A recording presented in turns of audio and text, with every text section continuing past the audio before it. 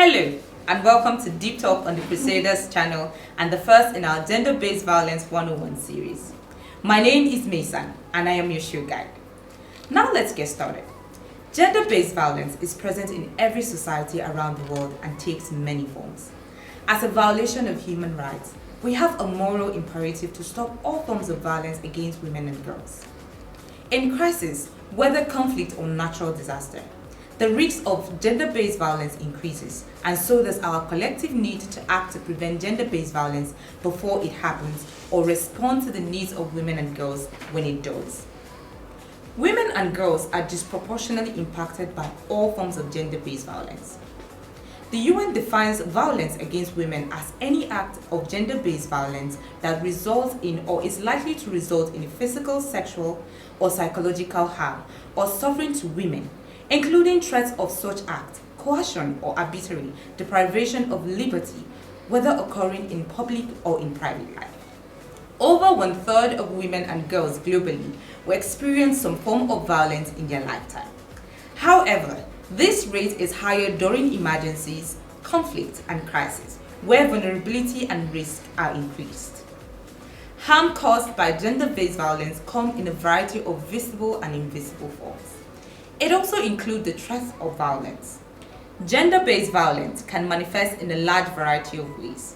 Some of these include physical violence, such as assault or slavery, emotional or psychological violence, such as verbal abuse or confinement, sexual abuse including rape, harmful practices like child marriage and female genital mutilation, socio-economic violence, which includes denial of resources and sexual harassment, exploitation and abuse. Domestic violence or intimate partner violence is an all too common form of violence against women and girls.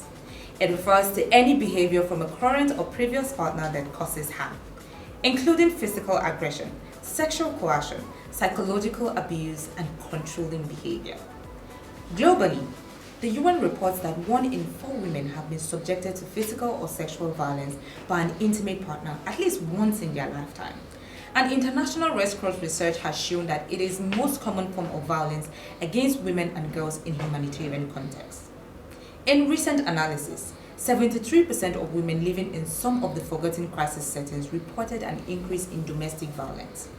51% cited sexual violence, and 32% have been seeing an uptick in child and forced marriages. Research found that when families are pushed into poverty, harmful practices like child marriages increase.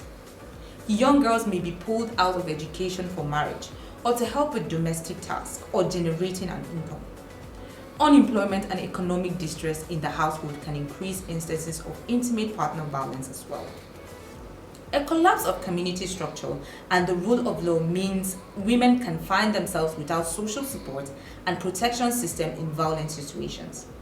It can also result in women and girls traveling great distances in search of food, water, or fuel, further increasing risk of sexual assault.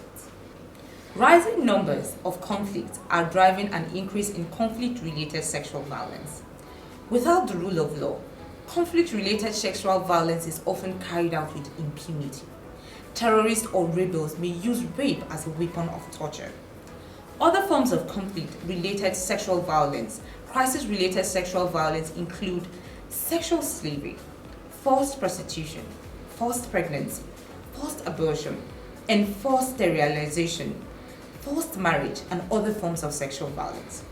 Violence has a long-lasting effect on survivors and their families.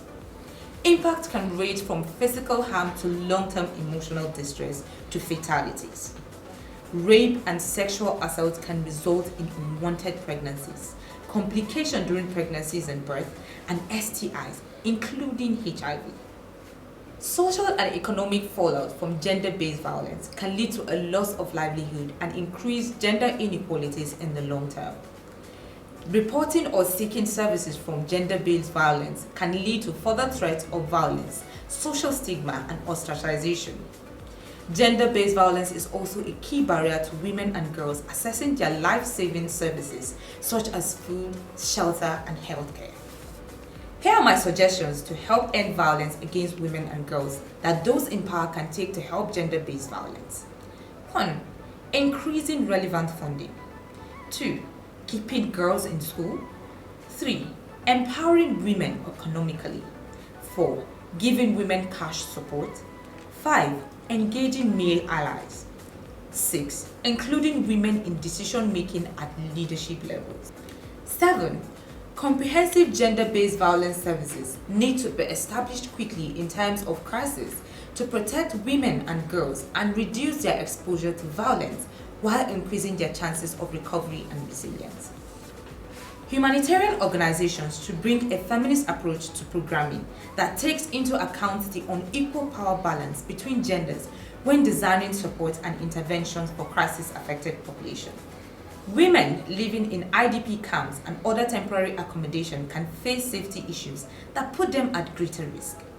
This can include having no locks on bathroom doors, joint male and female facilities, and inadequate lighting.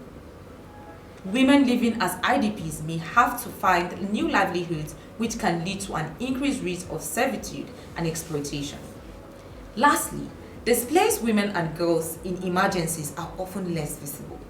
They are not always included in national surveys or reports, which means their needs go unmet.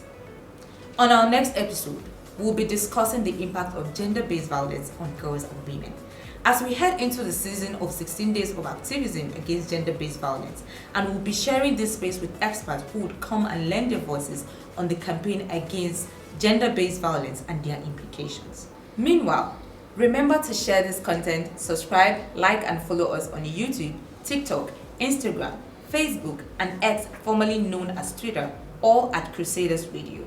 My name is Maiisan, and I'll see you on the next episode.